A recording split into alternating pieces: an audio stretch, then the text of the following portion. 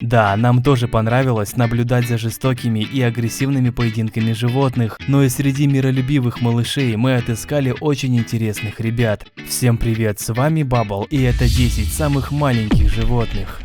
Поехали! Лисица Феник обитает в пустыне Сахара, и ее абсолютно точно можно назвать самой маленькой представительницей вида псовых, ведь по размерам она даже меньше кошки, длина их тела не превышает 40 сантиметров, а вес меньше 1,5 килограмм. И хотя она очень маленькая, ее уши являются самыми большими по отношению к величине головы среди всех хищников. Лягушка Подафрини носит гордый титул самого маленького позвоночного животного в мире, что неудивительно, ведь в среднем их длина составляет всего 7,5 мм, но иногда встречаются настоящие гиганты длиной почти 12 мм. Именно из-за своих крошечных размеров этот вид был обнаружен только в 2009 году, и то только благодаря специальному оборудованию. Малайский медведь иногда своим образом жизни напоминает птиц, ведь этот мишка строит подобие гнезд на деревьях, а его основной пищей являются насекомые и листья. Ну и конечно, размер его совсем не велик и не превышает 1,5 метров, а вес составляет не более веса подростка – 65 килограмм. Именно благодаря этому его смело можно назвать самым маленьким медведем в мире. Само название «крупный рогатый скот» говорит о том, что животные должны быть большими, но индийская корова Маньякьям с этим категорически не согласна, ведь ее рост не превышает размера большой собаки, составляя всего 61 сантиметр. За свою уникальность она даже угодила в книгу рекордов Гиннесса, да и является любимицей всех местных жителей. Карликовый геккон родом из Доминиканской республики, и он мог бы стать идеальным домашним животным, ведь он мало ест, легко помещается на ноготке, довольно обаятелен и привлекателен. Правда, есть одна большая проблема для такого небольшого создания, которая кроется в том, что хоть вид и открыли только в 2001 году, он уже находится в Красной книге. Выходец из Западной Африки в лице карликовой козочки уже несколько лет покоряет мир, заселяясь в дома людей. Залогом ее повсеместного успеха является ум, красота и габариты, ведь она только немногим больше кошки, а пользы гораздо больше, так как несмотря на размер, козы этого вида дают достаточно молока, чтобы осчастливить своего хозяина на целый день.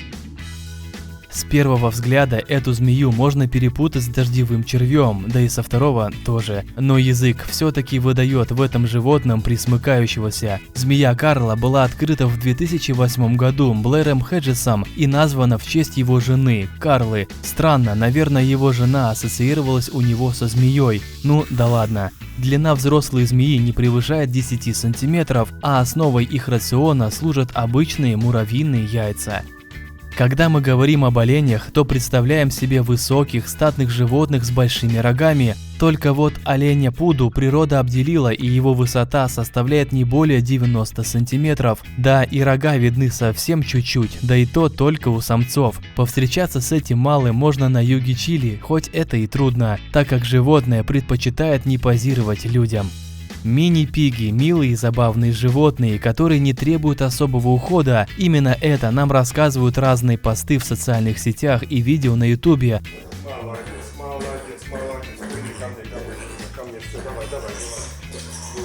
Но как же вы будете удивлены, когда через 2 года ваш крохотный поросенок вырастет в 120-килограммового хряка, да и уход за ними нужен особый, ведь их желудок не переносит жирное, острое, сладкое, соленое и печеное, и как любая свинья, мини-пиг не отличается особой чистоплотностью.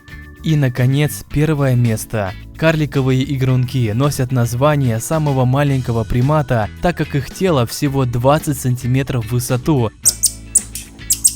Обитают они в Южной Америке и питаются в основном соком деревьев, ну а если повезет, то полакомятся жуками и фруктами. Ведь из-за крохотных размеров они легкая добыча почти для всех и не могут смело спуститься на землю, но благодаря своей миниатюрности игрунки легче адаптируются к новым условиям и могут стать вашим домашним любимцем. А также вместе с этим домашним питомцем вы можете посмотреть наикрутейший канал Статус, топы, лайфхаки и увлекательные истории. Есть даже выпуски о мертвых каналах Ютуба. Там ты точно найдешь интересный материал для себя. Переходи на канал Статус по ссылке в описании. Ну а с вами был я, Бабл. Не забудь написать что-нибудь в комментариях и поставить свой мохнатый лайк. До скорого.